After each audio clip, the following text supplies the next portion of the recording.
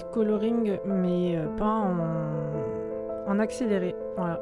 C'est juste un color with me, mais je fais une voix off pour vous expliquer les étapes de mon coloriage. Parfois, je vous laisserai juste simplement avec la musique. Et j'ai décidé de ne pas le mettre en vitesse accélérée pour simplement que vous puissiez voir un petit peu le temps que je mets pour faire ce genre de choses.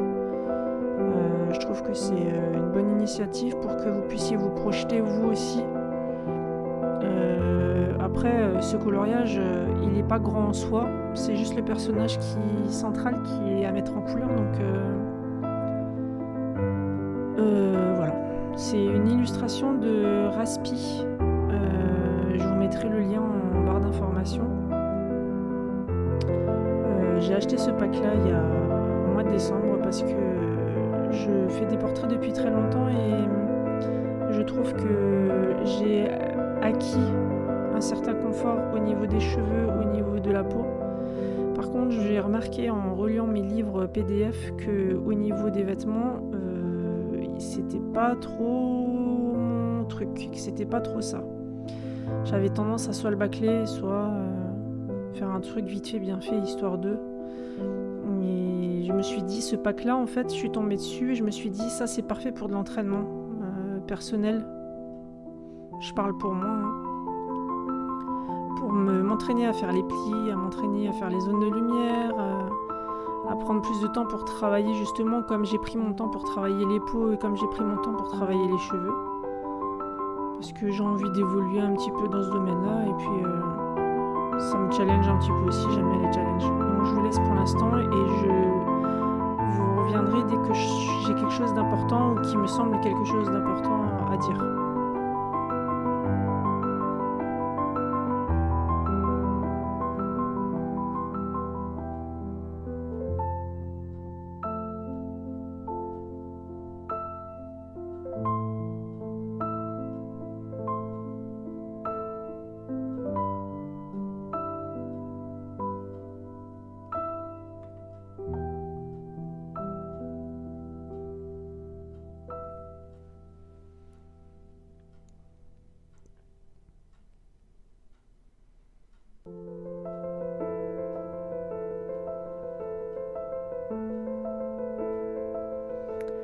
Alors j'ai commencé par les fleurs, tout simplement parce que c'est des fleurs qui étaient un petit peu abstraites sur le chemisier.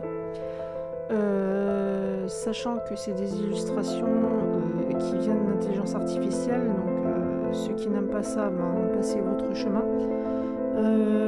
J'ai essayé de redessiner un petit peu le centre des fleurs justement pour donner une petite touche de profondeur. Et le fait de faire les fleurs en premier et pas le reste du vêtement me facilite la mise en couleur en fait.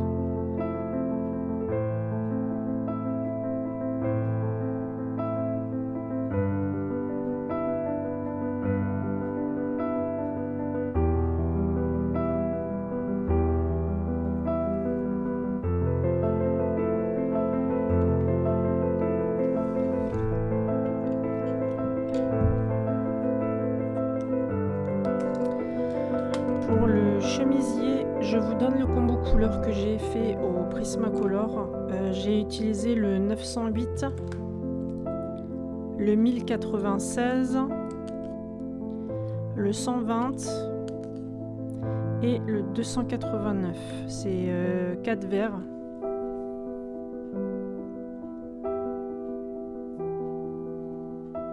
J'utilise pas les 4 verres dans toutes les zones, hein, vous allez le remarquer.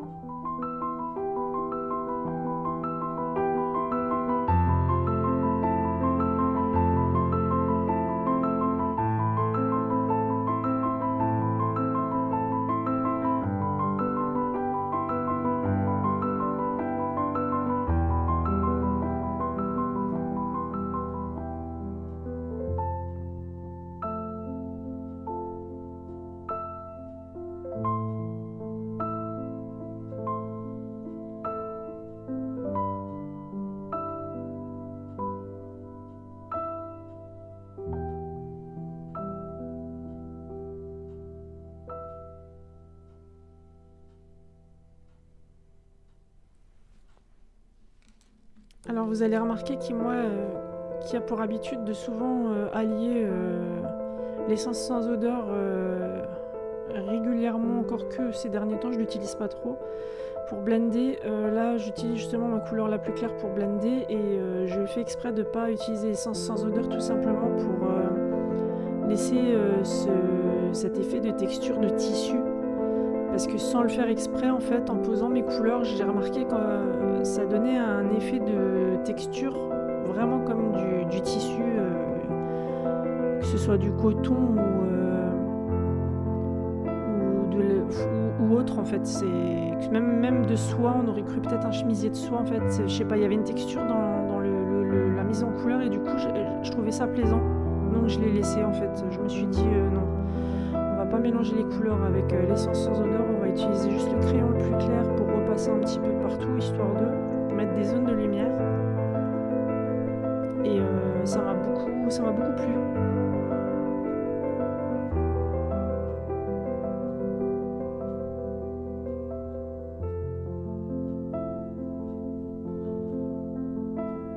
Alors je sais plus si je vous l'ai dit tout à l'heure ou pas, mais j'ai tiré une color palette des Color Cubes de Sarah René Clark que j'ai depuis un bon moment déjà. J'utilisais déjà cette technique avant sur les coloriages un petit peu chargés comme les Kerby Rosen ou les Clara Markova. Vous trouviez plein de color palettes, vous les trouvez d'ailleurs encore maintenant si jamais ça vous intéresse sur Pinterest ou même sur internet, hein, vous tapez color palette ou même Instagram. Vous avez des palettes de couleurs, c'est un nombre... vous en avez je ne sais combien. Donc ça m'a toujours aidé pour mettre en couleur mes Kerby et mes Clara, sans me prendre trop la tête pour savoir quelle couleur j'allais utiliser, et ça a toujours matché. Donc ça a été toujours mon fonctionnement depuis très très longtemps, même avant que Sarah René Clark fasse les Color Cubes. Donc quand elle les a sortis, ça a juste enrichi en fait ma façon de les utiliser. Voilà. Donc j'ai pas hésité, bien entendu je les ai prises. Ça me permet aussi également, j'ai tiré cette carte au pif, alors j'ai vraiment pas fait exprès, mais du coup j'ai pu l'utiliser pour le Rainbow Colo de AD Colo, Clio Colo, Lilies et Elinacre qui organisent un challenge tous les mois. En fait, ils tirent chacune une carte, donc il y a 4 cartes par mois et on peut faire un coloriage tiré d'une de ces cartes ou faire 4 coloriages de chaque carte en fait. Utiliser les couleurs palettes de chaque carte pour un coloriage, pour 4 coloriages en tout. Voilà, 4 cartes, 4 coloriages. Je suis désolée si vous m'avez mal compris, je me suis mal exprimée. Et du coup, sans faire exprès, c'est rentré dans le challenge. Je pensais participer qu'au mois de février parce que j'avais pas trop envie de me speeder ce mois-ci. Et finalement, ça rentre parfaitement dans la carte de AD Colo. Donc j'en ai profité et puis j'ai participé pour juste le plaisir de participer.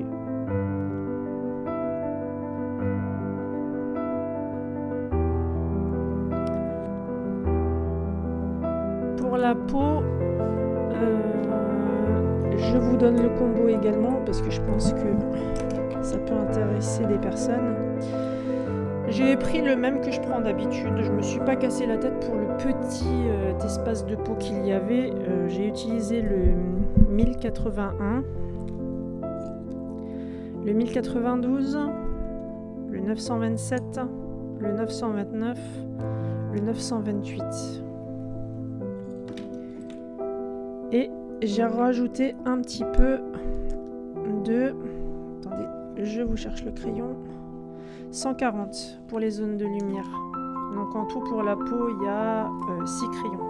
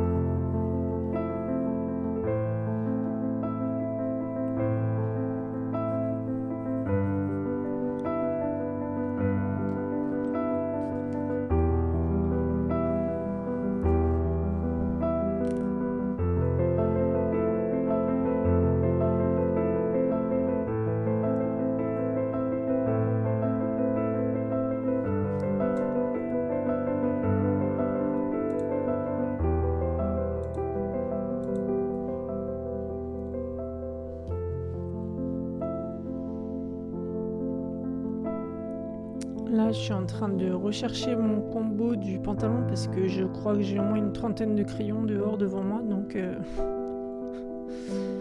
oui, parce que je fais deux couleurs en même temps. Donc, du coup, je fais mon fil violet et puis celui-ci. Donc, je vous donne le commande du pantalon. C'est le 1080, le 1099 et le 1083.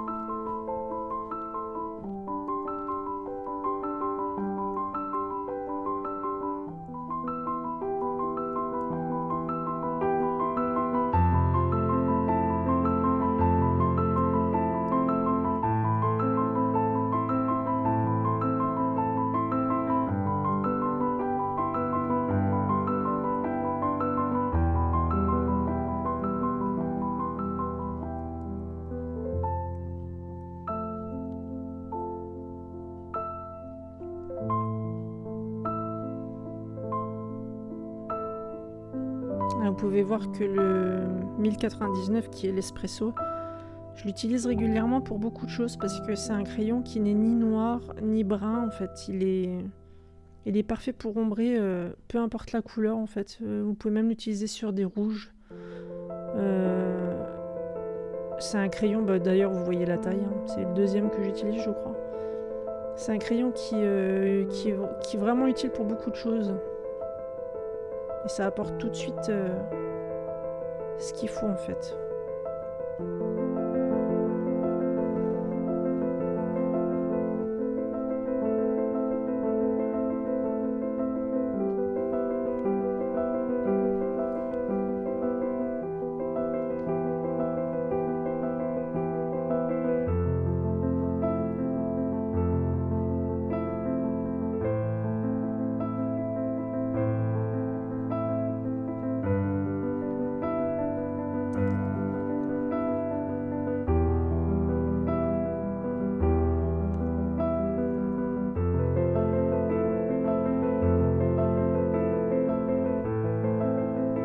Là, j'aurais très bien pu mettre ce bout de tissu de la même couleur que le chemisier en se disant ça peut être le nœud d'une partie du drapé qui a derrière elle qui est plus long. Mais j'avais envie que ce soit partie intégrante du pantalon et que ça fasse comme une ceinture, comme si elle avait fait comme un nœud de cravate en fait à son pantalon. Donc j'ai décidé de le faire de la même couleur que le pantalon.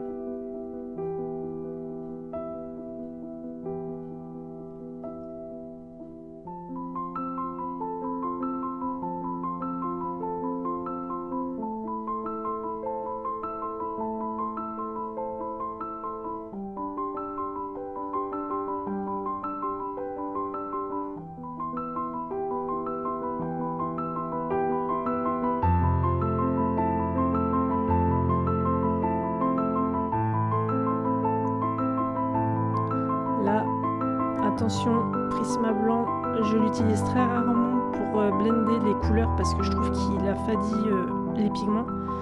Prenez bien soin avant de l'utiliser de bien l'essuyer sur un papier parce qu'en général vous avez encore le pigment du crayon précédent que vous avez utilisé dessus et vous risquez de mélanger avec votre couleur que vous avez posée là. Donc ça c'est quelque chose de très utile à savoir. Attention, essuyez votre mine sur un bout de papier avant de l'utiliser le Prisma blanc. Là je prends mon blender Prismacolor. mon crayon blender, tout simplement pour enlever juste les grains de papier qui me restent au niveau de la peau. J'avais pas envie d'utiliser l'essence, je voulais vraiment faire un petit peu différemment d'habitude en fait. Ce colo m'a permis de comprendre plusieurs choses différentes, je vous expliquerai vers la fin de la vidéo. Et ça m'a encore appris des choses comme quoi on en apprend tout le temps et j'espère en apprendre encore beaucoup parce que c'est très intéressant. Et à chaque fois, il y a des petites révélations comme ça qui se font dans le coloriage, dans les mises en couleur qu'on penserait pas et finalement on se surprend nous-mêmes en fait. Là, je prends mon petit verre d'eau. Oui, il est sale, mais je l'ai déjà utilisé je sais pas combien de fois dans la journée, donc excusez-moi, hein, j'ai juste changé l'eau. L'aquarelle à droite, le petit godet, c'est un demi-godet de verre grimoire de Bulle Créative. Pareil, je vous mettrai le lien en barre d'infos. Ce n'est pas un partenariat ni quoi que ce soit, on m'a rien demandé. J'ai eu en cadeau de Sève ce Noël des godets de chez elle et c'est une fabricante de couleurs d'aquarelle artisanale qui, je pense, vaut la peine d'être un petit peu plus connue, même si je suis quelqu'un qui n'est pas très connu. Sauf pour ceux qui sont abonnés à ma chaîne, bien entendu, mais je suis pas quelqu'un de très connu sur les réseaux sociaux. J'aimerais quand même rendre hommage à son aquarelle aujourd'hui parce que, comme j'ai pu le faire pour Ava, il le mérite. C'est des gens qui s'acharnent au travail, qui font des jolies couleurs pour des gens comme nous et enfin, il faut les mettre en avant en fait. Donc je vais utiliser le verre grimoire. Là j'ai pris mon éponge parce que j'ai essayé de faire un test sur le papier pour voir si j'allais faire un fond plutôt à l'éponge ou plutôt au pinceau et finalement je trouve que vu que j'ai de la texture dans le tissu, avec ma mise en couleur, l'effet éponge va trop prendre le dessus sur ma mise en couleur et sur la texture du chemisier. Donc du coup je décide de travailler uniquement au pinceau. Donc je pense à vous dire que c'est mon papier Clairefontaine Alpha 160 grammes, donc ce n'est pas du tout du papier aquarellable. Je l'ai mouillé au préalable un petit peu pour faire diffuser l'aquarelle, parce que même s'il absorbe directement l'eau, faut travailler vite.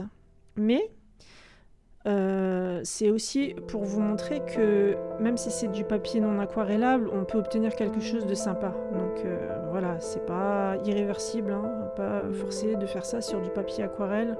Après, bien entendu, si vous le faites sur du papier aquarellable, l'aquarelle va rendre au niveau du rendu final tout son potentiel en fait. Sachant que le verre grimoire est un petit peu granuleuse et qu'il y a du doré à l'intérieur du verre, donc et c'est un verre très profond. Donc là, vous voyez, j'ai bien mouillé. Je reviens prendre du pigment, je le pose un petit peu comme j'en ai envie. Je fais le tour externe en foncé et après, je viens rincer mon pinceau une première fois, là comme vous venez de le voir, pour remouiller. Mais je viens aussi faire ce genre de mouvement quand je veux éclaircir la zone qui se rapproche de la dame. Par exemple là, voilà, je vais le rincer une première fois, je vais venir travailler le blanc du papier pour faire ma petite transition. Je ramène un peu le verre vers elle, puis je retourne en arrière. Je ramène un peu vers elle, puis je retourne en arrière. Vous voyez, en forme de petit cercle, ça permet d'effacer les transitions brutes. Là, je reviens un petit peu remettre de pigment. Vous voyez, le doré n'est pas mis en valeur par la caméra, mais je peux vous garantir qu'il y est. D'ailleurs, sur mon Instagram, j'ai mis la vidéo liée à ça pour que vous puissiez voir les reflets, parce qu'on voit jamais les paillettes et les reflets dorés sur les photos. C'est un peu pénible.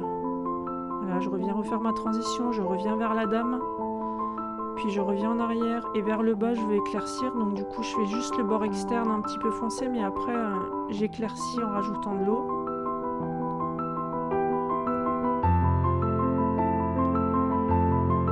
J'ai rincé une première fois, je viens vers elle, puis je retourne vers le foncé, puis je reviens vers elle et je vais vers le foncé, je rince une deuxième fois pour diluer encore plus ma peinture qu'il y a dans mon pinceau et pour mettre plus d'eau sur mon papier.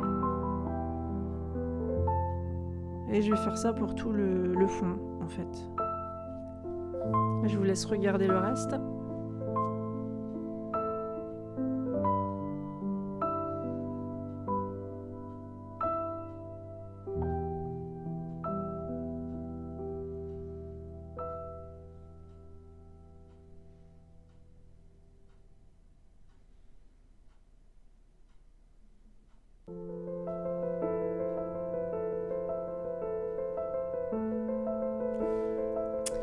Alors l'avantage qu'il y a, que j'ai oublié de vous dire, c'est que quand on a des crayons gras, moi je pars maintenant pour ma mise en couleur à moi avec les Prismacolor, quand vous venez poser de l'aquarelle, même si vous allez déborder sur le crayonnage ou sur la colorisation que vous avez faite, vous pouvez très bien, juste avec le pinceau bien rincé et essuyé sur l'éponge, récupérer le pigment, hein, même avec un simple tissu éponge là comme j'ai à côté de moi là en dessous de mon godet. J'aurais pu prendre le petit coton là en tissu et venir juste essuyer mes cheveux, mais j'ai réussi à le faire avec le pinceau, donc je m'amuse pas à essuyer avec le tissu. Mais quand vous avez des crayons gras, en fait, c'est ça l'avantage, c'est que même si vous dépassez sur le tissu, le pigment va pas s'accrocher en fait. Il va rester comme si c'était hydrophobe en fait. C'est allergique à l'eau, enfin je sais pas comment vous expliquer, mais en tout cas ça ne rentre plus dans le papier, ça reste en surface.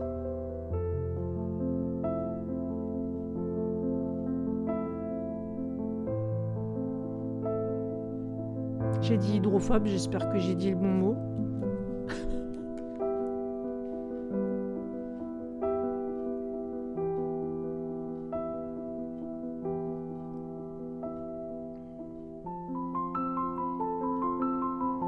Ouais, c'est bon, c'est bien ça.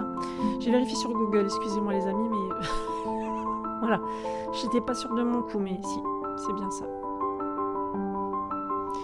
Alors vous voyez certains défauts du papier, là il y a des petits traits, on dirait que c'est du pigment qui est resté accroché alors que c'est pas du tout le pigment, hein, c'est le papier, hein, comme dit c'est du papier qui n'est pas fait pour l'aquarelle, donc encore une fois vous avez des petits points blancs qui restent, où le papier n'absorbe pas l'eau, où le pigment ne rentre pas dedans, c'est normal, c'est pas fait pour ça, on s'entend bien, mais c'est pas grave,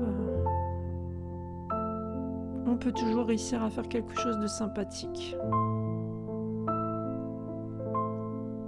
Voilà, là je vais le sécher au heat gun et je reviens une fois que c'est sec pour passer une seconde couche. Alors pour l'aquarelle, j'ai beau regarder, apprendre, exécuter, apprendre de mes erreurs, l'aquarelle se travaille toujours en 2 couches, c'est-à-dire que minimum il faut 2 couches. Pour ceux qui sont un peu perfectionnistes ou qui veulent un résultat quand même assez joli, plus équilibré et plus homogène à l'œil nu comme ça au premier regard, il faut travailler avec 2 couches. La première couche elle permet de préparer le papier, on va dire ça comme ça, et de poser vos ombres et les zones de lumière là où vous les voulez, et la seconde couche en fait elle vient parfaire ce que vous avez fait en dessous. Et ça vous permet aussi, au cas où vous faites des erreurs, de pouvoir vous rattraper avec la seconde couche. Parce qu'il y a des traces qu'on peut camoufler, comme là je vais le faire sur ce papier-là, vu qu'il y a certaines zones qui sont pas très jolies parce qu'il y a un papier qui a des défauts, et ben, j'arrive à plus ou moins camoufler ce vis-là du papier. Donc je mets la deuxième couche. Pareil, je vais vers l'extérieur, je tourne autour d'elle avec de l'eau quasiment claire, juste légèrement avec du jus vert clair, et je reviens vers le foncé pour pousser le foncé vers l'extérieur en fait. Là je viens poser du pigment, puis après je viens poser de l'eau pour laisser l'aquarelle faire ce qu'elle veut, un petit peu. Je vois que sur mon papier ça fait des traces, donc je reviens avec mon pinceau et je refais des mouvements un petit peu comme si j'essuyais, vous voyez, les traces s'estompent. Donc en fait, à force de faire, vous allez au fur et à mesure de votre évolution du coloriage, quand vous descendez vers le bas ou que vous montez vers le haut de votre feuille, vous allez voir qu'il y a des trucs qui vont pas vous plaire, vous allez y revenir et du coup vous allez savoir comment les modifier. Là, on voit bien le doré qu'il y a dans le verre, il commence vraiment à bien se révéler. Les très très belle cette aquarelle. Hein.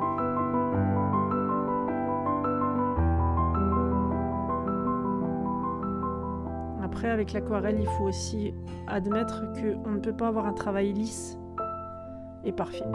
L'aquarelle, c'est quelque chose... Vous voyez, là, il y a du défaut dans le papier, c'est pas moi. J'essaye de vérifier, mais c'est vraiment pas moi. C'est vraiment le papier qui a des... Après, c'est un papier que j'ai réimprimé 2 fois, donc on va dire qu'il a vécu aussi.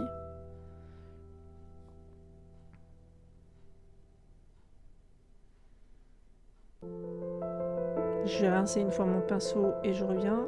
Je rince mon pinceau une seconde fois et je reviens pour estomper. Et pour effacer un peu ma transition que je ramène vers elle, je reviens essorer pour avoir mon pinceau bien essoré.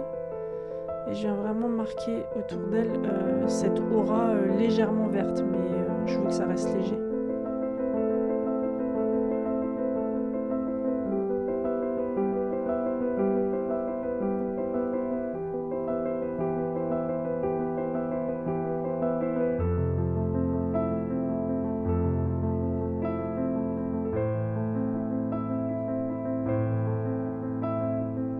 C'est pareil, j'hésitais pour le fond. Je me suis dit, soit je fais un fond vert grimoire et je reste dans les tons verts de la palette, soit je fais un fond aux encres, mais dans les marronnés. Et en fait, je me suis un peu torturé l'esprit en me disant, les deux iraient bien, mais faut se décider. Et en fait, je me suis dit non. Fais comme d'habitude, reste sur ta première idée. Les premières idées, sachez-le, pour moi personnellement, à force avec le temps, je me suis rendu compte que c'était les meilleures décisions. Donc restez toujours sur votre première idée, en général c'est toujours les bonnes. Cherchez pas trop loin, vous embêtez pas à rajouter ou faire d'autres trucs et puis rajouter des couleurs. Des fois une seule couleur suffit largement pour avoir un joli résultat et pour faire quelque chose de joli, de classe et de subtil, mais en même temps qui marque.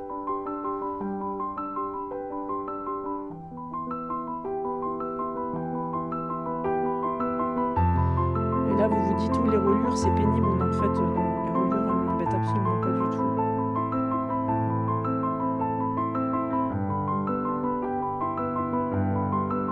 C'est juste que mon cerveau il faut patiente quoi. Je le laisse faire un petit peu des fois ce qu'il veut. Je le frustre pas trop.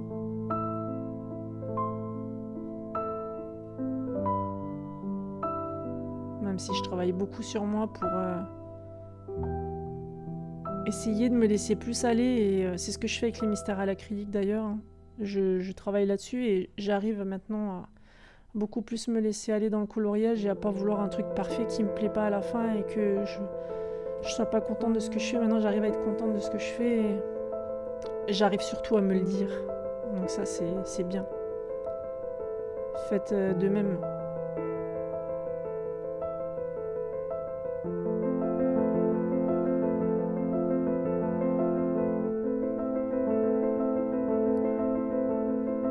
Vous voyez le doré dans le vert, c'est absolument sublime. J'aurais pu ne jamais m'arrêter en fait. J'avais envie de remettre des couches. C'était tellement satisfaisant de regarder le pigment bouger sur le papier que...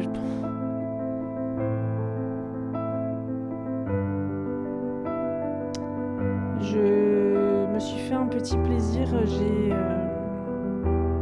précommandé des aquarelles chez elle pour le mois de février que je commanderai début février. Je vous ferai l'ouverture du colis et de la commande soit ici sur YouTube, soit sur mes lives en direct sur Twitch, à voir, je sais pas encore trop, mais quoi qu'il en soit, je mettrai la rediff sur YouTube de toute façon, vous inquiétez pas, si vous n'êtes pas sur Twitch, je vous la mettrai ici.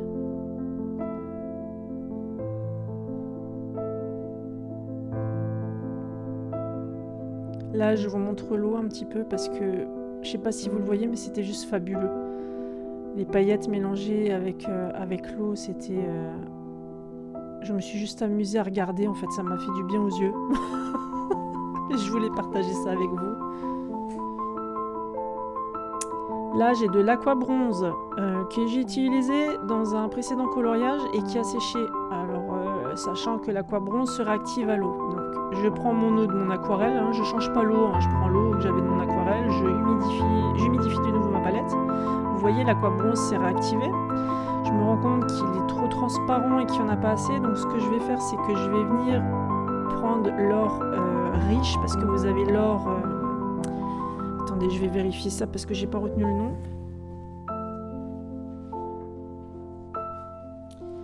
Vous avez l'or riche ou l'or pâle, et j'ai pris l'or riche.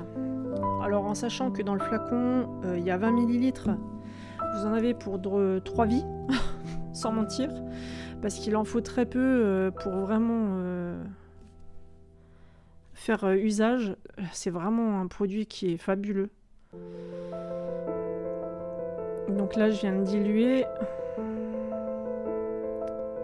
Je viens bien imbiber mon pinceau d'aquarelle, d'aquabronze. Et là, je vais venir tout simplement déposer des petites éclaboussures dorées d'aquabronze dans l'aquarelle que j'ai bien entendu pré-séché, mais pas totalement. C'est-à-dire que j'ai laissé le papier un petit peu humide pour que vous voyez les petites auréoles qui se font avec l'aquabronze.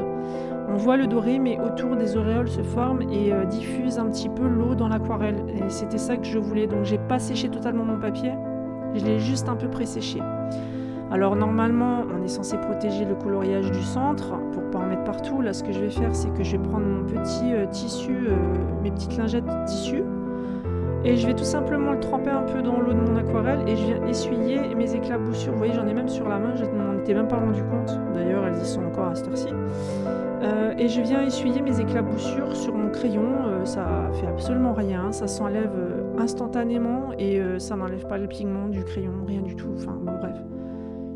C'est juste pour petite astuce qui me semble intéressante à savoir aussi.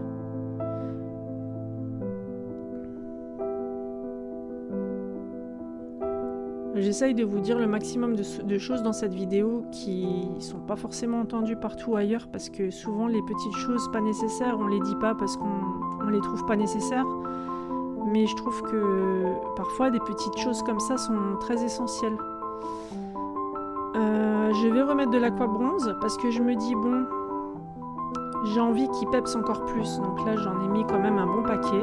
Vous allez voir que je vais mettre très peu d'eau. C'est volontaire.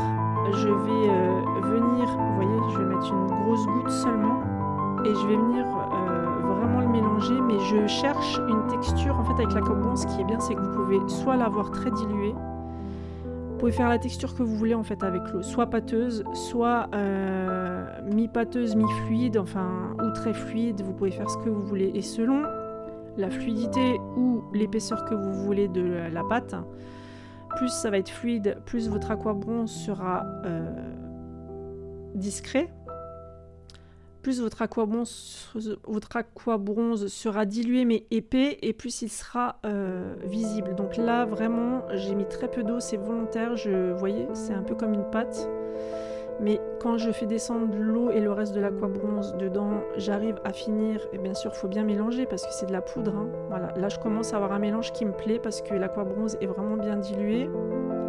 Les petits morceaux commencent à s'enlever et ça me fait un truc un peu lisse, donc du coup je me dis allez, c'est bon, on peut y aller.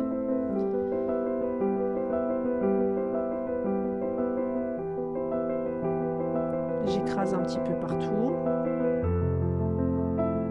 J'essore bien mon pinceau pour pas perdre de matière, bien entendu. Je prends mon éponge et je vais essayer quelque chose. J'aurais pu vous couper cette partie de vidéo. Par la suite, vous allez voir une erreur que je vais faire et je vais la rattraper. Et finalement, je me suis dit non, en fait, laisse l'erreur et montre comment tu corriges ça. Ça peut être intéressant aussi pour les gens qui ne connaissent pas et qui se disent merde, j'ai foutu en l'air le coloriage, pour se dire non, tout simplement, tout est rattrapable. Je pose mon pochoir et je viens avec l'éponge tout simplement prélever de l'aquabronze. C'est un pochoir de chez Rayer qui est un peu semi-statique, autocollant, en tissu, un peu comme ça.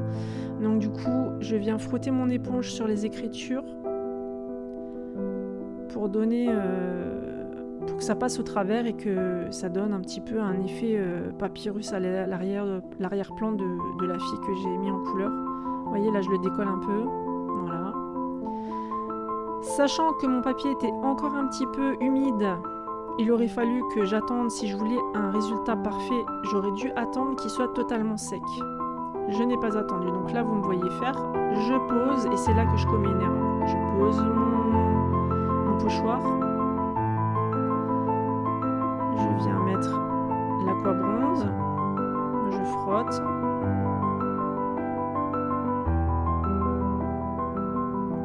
Là ça va, et regardez en haut.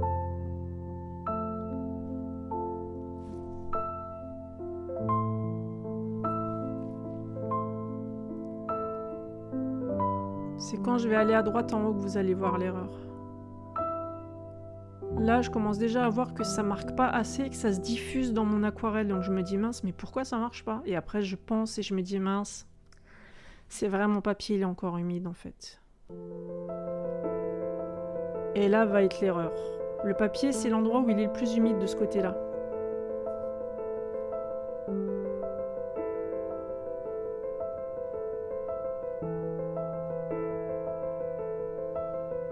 Je le colle à mon papier. Je prends de l'aqua bronze.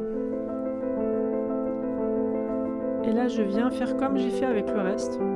Je viens mettre l'aqua bronze, frotter mon pochoir, tout simplement.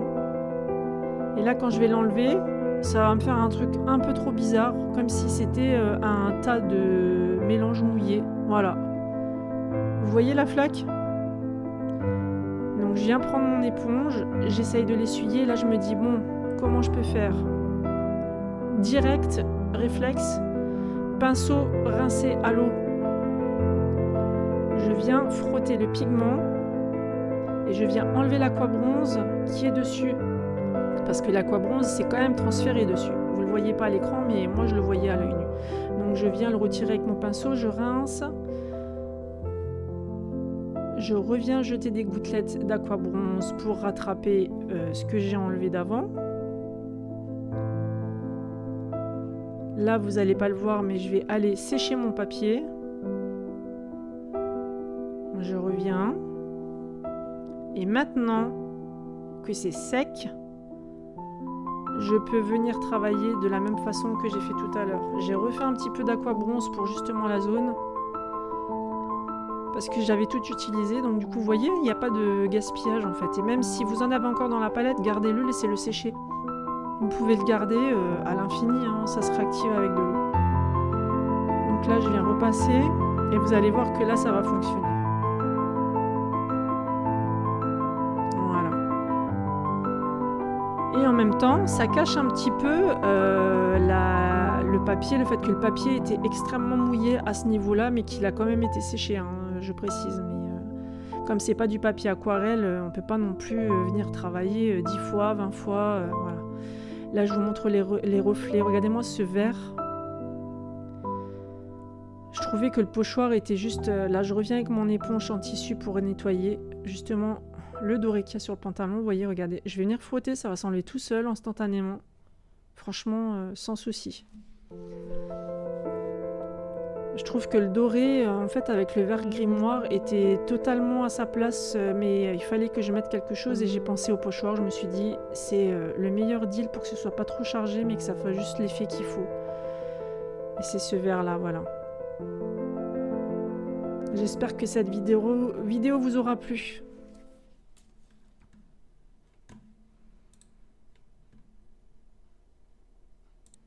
En fait, ce que j'ai à vous dire par rapport à la réalisation de ce coloriage et à ce que je me suis surpris à comprendre, c'est que de tirer une carte Color Cube au hasard n'est pas forcément confortable pour la personne qui la tire, parce que c'est pas forcément les couleurs de prédilection qu'elle utiliserait. Mais en soi, je trouve que c'est une très bonne idée et je vais, je pense, me mettre à faire comme ça pour tous les colos un petit peu de ce style, pour justement tirer une carte au hasard, ce qui me fera utiliser les couleurs forcément qu'il y a sur la palette, même si c'est pas mes couleurs préférées. Et je trouve que ça nous permet d'utiliser des crayons en fait qu'on a dans les trousses et vers lesquels on se dirige pas forcément. Donc ça peut être un bon moyen d'utiliser toute notre gamme en fait, tout simplement à sa juste hauteur. Et ça, je trouvais ça vraiment chouette. Et du coup, je me suis aussi surprise à réussir à faire une combinaison pour les vêtements qui me plaît énormément. Voilà. Et c'est des couleurs vers lesquelles je ne me serais pas forcément tournée. Donc tentez le coup une fois, quand vous faites un coloriage où il n'y a pas vraiment d'arrière-plan et qu'il est plutôt seul et nu comme ça, tirez-vous une palette de couleurs et faites-vous un petit challenge comme ça à vous-même et tenez-vous aux couleurs que vous tirez. Ne retirez pas derrière, trichez pas. Voilà, et puis vous m'en direz en commentaire ce que vous en pensez et si vous allez tester ce genre de choses. Moi, je trouve que ça m'a fait beaucoup de bien d'avoir du renouvellement en fait. Voilà.